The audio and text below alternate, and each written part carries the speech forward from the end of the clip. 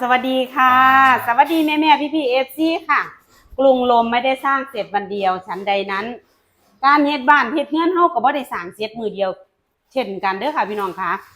แล้วก็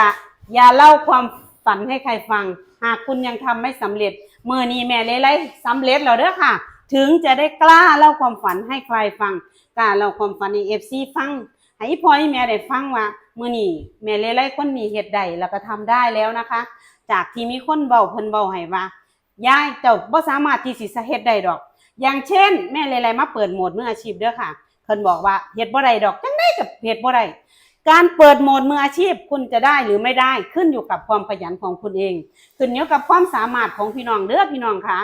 แล้วขึ้นอยู่กับว่าคุณจะซื่อสัตย์ต่อตัวเองไหมซื่อสัตย์จังได๋ค่ะให้ลงคลิปให้สม่ำเสมอเฮ็ดให้มันถูกต้องตามกฎเพิ่นขออย่างเดียวบ่ผิดกฎแล้วก็เฮ็ดสม่ำเสมอแล้วก็ขยันวันนั้นคุณก็จะถึงเส้นชัยเหมือนที่เราเป็นสำหรับคลิปนี้เด้อค่ะพี่น้องค่ะแม่พี่ FC ค่ะจะขอเป็นแรงบันดาลใจให้ใครหลายๆคนที่อยากเฮ็ดบ้านคือแม่ไล่เด้อเอาเกริ่นก่อนนะค่ะว่าบ้านหลังนี้หนูไม่ได้สร้างแค่ปีเดียวหรือ 5-6 เดือนเหมือนคนอื่นที่เขาต้นทุนชีวิตสูงแต่แม่ไล่เป็นคนที่ต้นทุนชีวิตต่ำคือแม่ไล่เกิดมาในฐานะอยากจนพี่น้องค่ะฝันมาอยากมีบ้านเป็นของเจ้าของอยากมีบ้านหลังเล็กๆหลังหนึ่งพ่อได้เห็นครอบครัวได้อยู่พี่น้องค่ะให้พ่อใหญ่ถนอมซักกับลูกพ่อได้อาศัยพ่อได้นอนสำหรับวันนี้เฮ็ดได้แล้วเด้อพี่น้องค่ะอาจจะไม่หลังใหญ่ไม่หลังโตเหมือนของใครเขาแต่อยู่แล้วมีความสุขพี่น้องอันนี้สำหรับรอบสุดท้ายของการทำบ้านคือเฮ็ดฝ้าพี่น้องค่ะอย่างอื่นเฮ็ดแล้วเบิดแล้วเด้ค่อยๆเฮ็ดปีละเล็กปีละน้อยเด้อบ่ได้ว่าเฮ็ดแล้วเทื่อเดียวเพราะว่าหยังเพราะว่าเฮาบ่ได้มีเงินถุงเงินถังคือเพิ่นบ่ได้มีเงินแสนเงินล้านคือเพิ่นมีแค่เงินหลักหมื่นหลักพันเฉยๆค่อยๆเฮ็ดทะเลเล็กน้อยรอบนี้สำหรับการทำบ้านรอบนี้คือทำฝ้า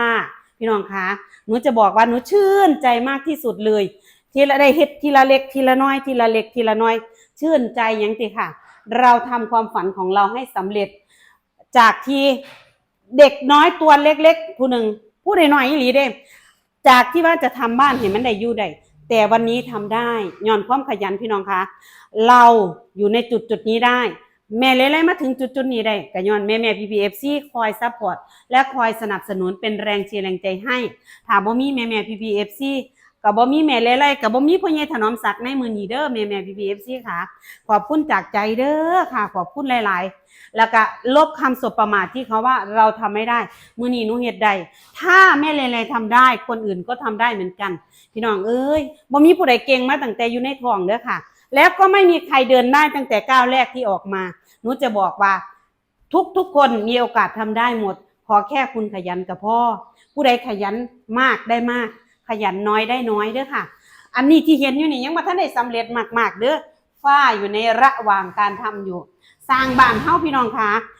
ช่างบ้านๆแต่คุณภาพไม่บ้านนะคุณภาพเจ๋วค่ะแม่เลยได้เลือกช่างฝ้านี่เป็นคนบ้านประพานเฮาเด้อค่ะช่างเต๊ะบ้านประพานแล้วเฮ็ดดีมากเลยนะค่ะโอ้ยแบบเงียบเลยอันนี้คือถูกใจมากถึงจะไม่เลิศไม่หรูแต่ขอให้โอเคถูกใจหลายจังใดกะคอยแม่พี่ FC สุขุสุขคนใดที่เฮ็ดคอนเทนต์คือกันกับแม่เลยหรือใครที่กำลังเดินทางสายนี้อยู่ขอให้แม่พี่ประสบผลสำเร็จทุกๆคนเด้อค่ะแม่เลยกับพ่อใหญ่ถนอมศักดิ์จะเป็นกำลังใจให้ขอบคุณจากใจเด้อค่ะขอบคุณหลายๆเด้อขอบคุณค่ะ